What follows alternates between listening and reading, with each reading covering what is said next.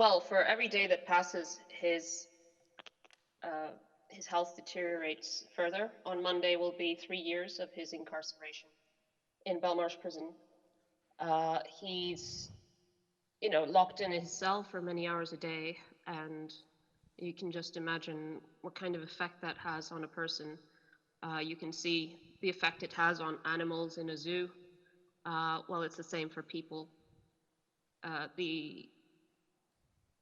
His physical situation was already complicated when he was arrested because he had spent 7 years indoors inside a small apartment.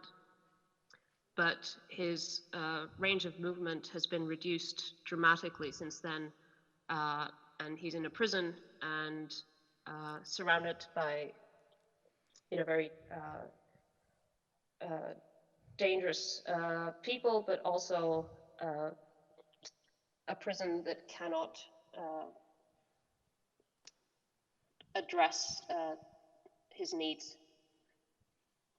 He had a mini stroke in October, and obviously that's a sign of his health dramatically deteriorating. He's only 50 years old.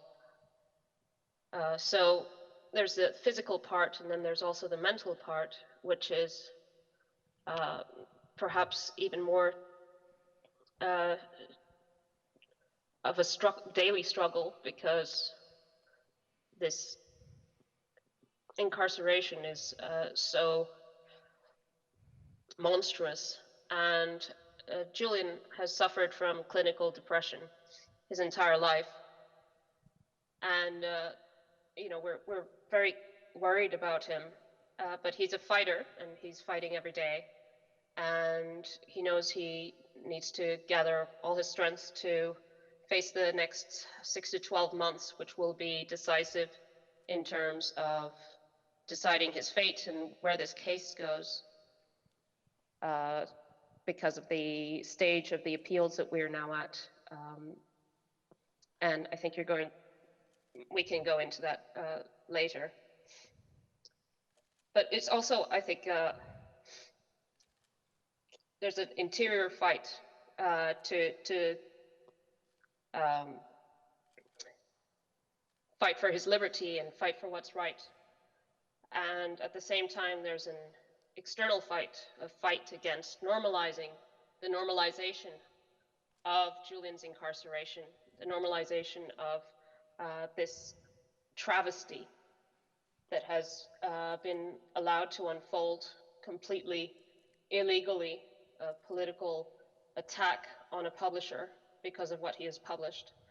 And, we're determined to keep fighting until he's free, but it's not easy. Absolutely. Yeah. And the kind of tool used by the, again, is something which I wouldn't have believed. I did not follow this case very closely. I mean, you should know that the kind of tool the US is using against Julian Assange is the so-called Espionage Act, a World War I law, which basically put in the same box the spies who pass secrets to the enemy and people who revealed, secret information exposing war crimes, exposing torture. So for this law, there is no difference. There is no difference between spies who pass the secrets to the enemies and are traitors, and there is and the journalists and the sources who reveal the secret information to expose these state crimes. Stella, can you explain why? Because the Obama administration considered to incriminate Julian Assange for years, but at the end of the day, the Obama administration did not, whereas the Trump administration did. Could you explain why the Obama administration at the end of the day did not?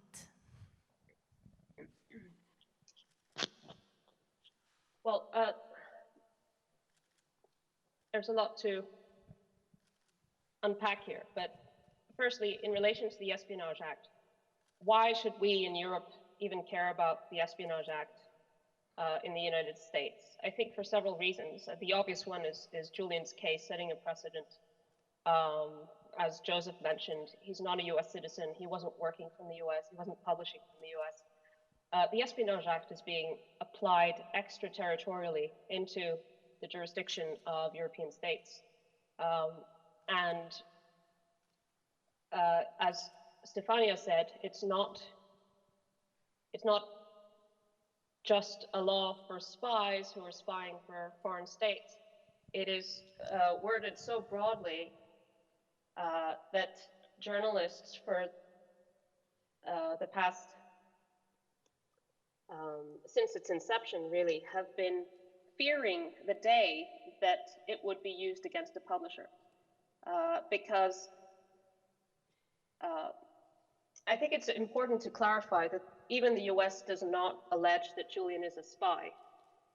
They don't suggest that WikiLeaks was working for any foreign government or anything like that. In fact, the CIA branded WikiLeaks as a non-state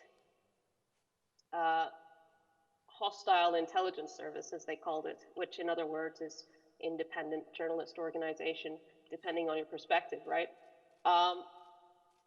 So what the US alleges is simply that WikiLeaks received from a source information obtained, possessed, and communicated that information to other journalists and to the public. There's no allegation there was any ulterior purpose than that. That's the US case. The US case is that Julian received information from a source, possessed it, and communicated it. And that is the wording of the Espionage Act. So why did the Obama administration not pursue this case? Well, there have been attempts for forever. There are elements within the US security establishment that have been trying to curtail the First Amendment, curtail press freedoms in the US since forever.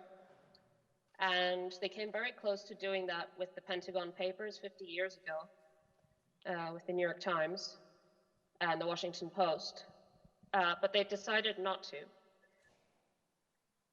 And they came very close during the Obama years with Julian, and also in the case of James Risen, I think, who they labeled as an unindicted co-conspirator with his source.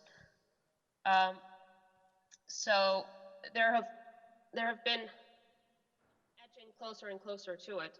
During the Obama years, there was an investigation. A grand jury was established in 2010. But the Obama administration ultimately concluded that they were not going to pursue this case. And in fact, one of their the DOJ spokesperson during the Obama administration said explicitly why. He said, "We've investigated this, and there is no way of prosecuting Julian Assange and WikiLeaks without this having legal implications for the rest of the press, because we would have to go after him as a publisher and as a journalist. So we're not going to do that." And then he added, this Matthew Miller, DOJ spokesperson, he added, "Julian Assange is a publisher. He's not a hacker. So we're not going to go after him as a publisher." That was the position of the Obama administration. It was made explicit with Matthew Miller's statement, and also with the commutation of Chelsea Manning's sentence. What happened? Well, a new administration came in, which had an anti-media agenda, and basically seized this, resurrected a case that had been dropped in order to set the precedent that the Obama administration did not want to set. They have gone after Julian. The Trump administration went after Julian as a publisher, not as a whistleblower, not as a source, as a publisher. And that is possible because of the wording of the Espionage Act. It was a political decision. The wording, the legislation has already been there. This draconian legislation has been there since 1917, but the political climate changed, which made it possible to go after the press. And in fact, we've found out through leaks and reports that there was a meeting between Trump and the FBI director, James Comey, in which they said they wanted to put a head on the pike in relation to the media. They wanted to be able to prosecute journalists, and Julian's case is that head on a pike. Yeah, absolutely. I want to show some of the things they did against all of us inside the embassy. Per favore, potete mettere i video e le foto che vi ho dato? Let's see if they... Ecco. This is how we were spied inside the embassy. This is me meeting Julian Assange. All our meetings and conversations were basically filmed and recorded. I didn't know, of course. We could imagine something, some kind of surveillance, but they filmed us, our meetings, and they recorded our meeting.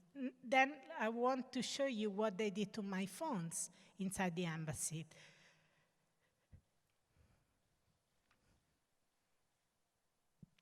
They took my phones and recorders, and they took this picture secretly. I didn't know. I was meeting Julian Assange in a room, in a conference room, and they opened my backpack secretly. They got access to these devices, to my devices. There is a cryptophone, an encrypted phone. There is a dumb phone, which is a phone which is not smart. Yeah. They got access secretly to all my stuff. Please, let's go ahead, okay?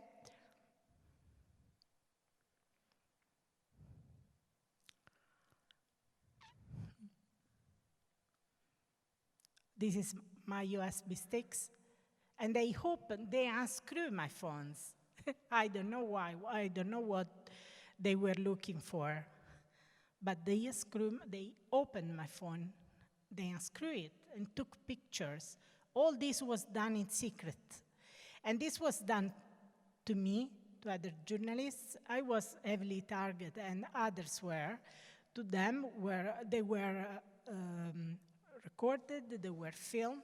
And Stella will tell you what happened to her and to their children, to their child, the first child she had with Julian Assange, Gabriel. Stella, can you tell us?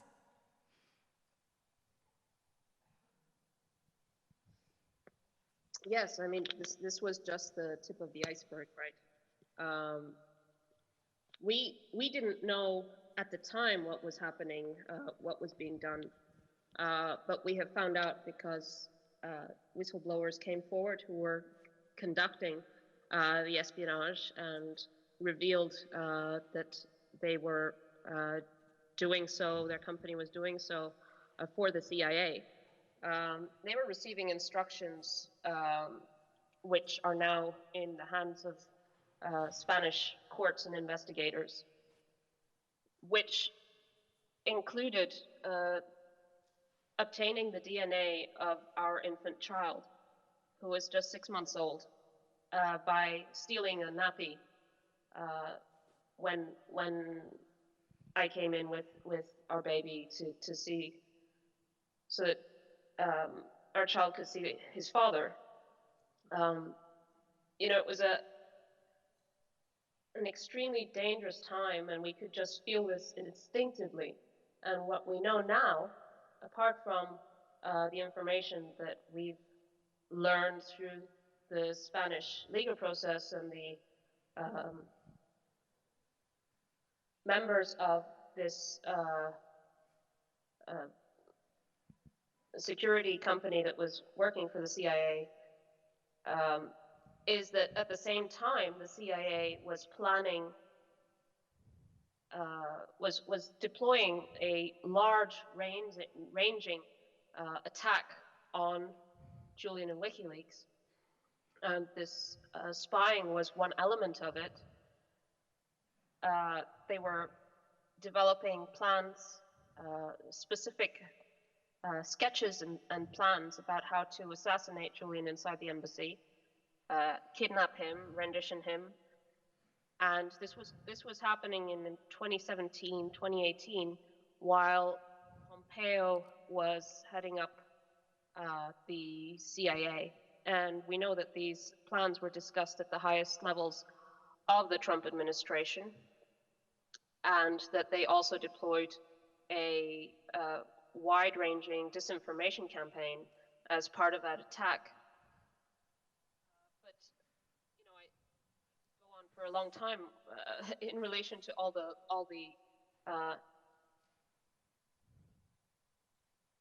actions that were taken against us. The lawyers who had legal meetings had their notebooks photographed, and those photographs have then appeared on the hard drives of this security company that was working for the CIA.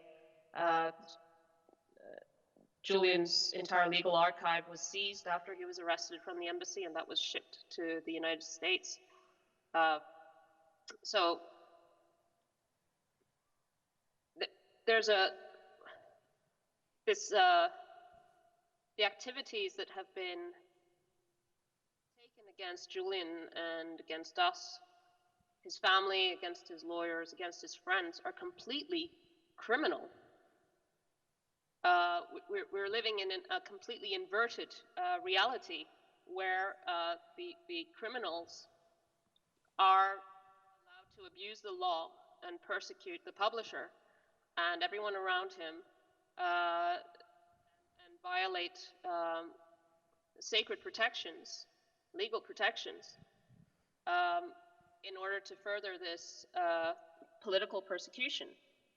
And not only are they taking illegal actions in order to further the political persecution, it is their illegal actions during the Iraq and Afghan wars and in Guantanamo Bay of torture and illegal killings and so on that Julian exposed. Yes, this is the real problem. The criminals never had any trouble, never spent a day in prison, and the journalists who reveal their crimes never known freedom again. This is in an upside-down world. This is why we should rebel. We should protest. We should stop his extradition. We cannot accept that the criminals are free as the air, while the journalists and the sources who expose these crimes have their life destroyed, because they have their life destroyed. Chelsea Manning, who passed these documents to WikiLeaks, has spent 8 years in prison and tried to commit suicide 3 times. Julian Assange has spent 12 years, his entire life, for exposing these criminals. How can we be silent? How can we be accept? This kind of situation you expect in a regime. In a regime, you expect something like this. If you reveal state criminality at the highest level in a regime, in China, in Russia, in North Korea, in wherever, you expect this situation. You go to jail, or they send you killers, they kill you. But this is, the treatment of Julian Assange is just less brutal, just less brutal, but it's the same. He has never known freedom, It's just the same. I want to ask Stella, how do you explain, how do you explain to your small kids, to the 2 small kids you had with Julian Assange, that in a few months he might be extradited to the US and they could not see him again?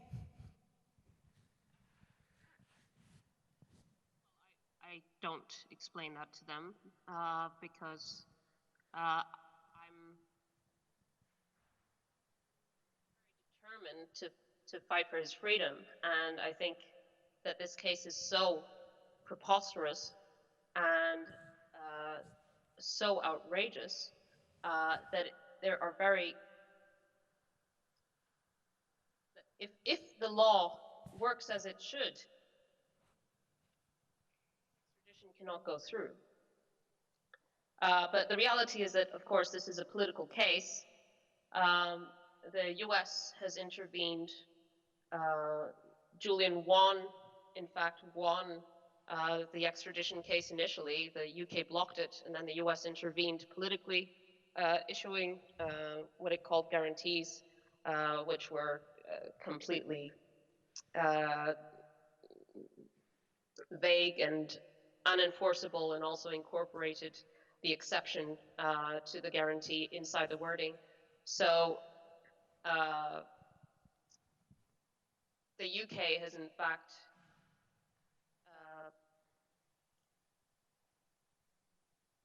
and the US are in fact in violation of their bilateral extradition treaty, which prohibits extraditions for political offenses. Of course, espionage is the political offense by definition, and so the UK government could stop this at any time, not just during the period in which Priti Patel is, considering greenlighting it, but at any time, because what they are doing goes explicitly against the wording of the treaty. And I think it's important to emphasize that what's happening to Julian corrupts the entire system of rule of law, of protection against journalists generally. This is what we mean when it sets a precedent. If it's done against Julian, it can be repeated. It's very difficult to do it the first time. And that's why Julian's case should never be talked about as an exception, because it's not. He's being prosecuted for journalistic activity. He's not being prosecuted as a whistleblower. He's being prosecuted as a publisher. Julian is an accredited journalist, whether some people don't like it or not.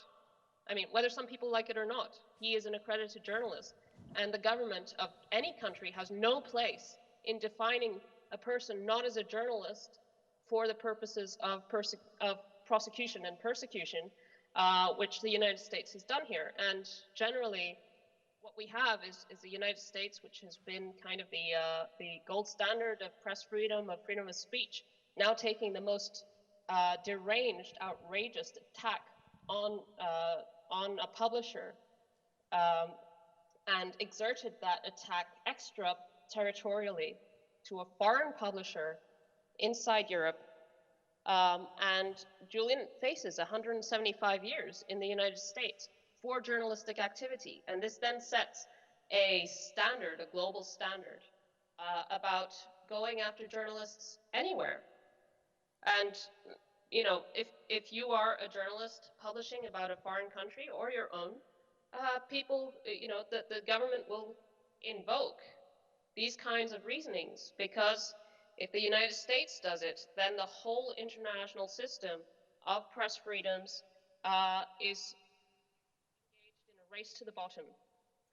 And you see it with the president of Azerbaijan and China and Russia and Belarus and so on, using the Assange case as a way to talk about Western hypocrisy in part, but also as a way of licensing their own treatment of their own journalists, their own prosecutions and persecutions of their own journalists and their own dissidents.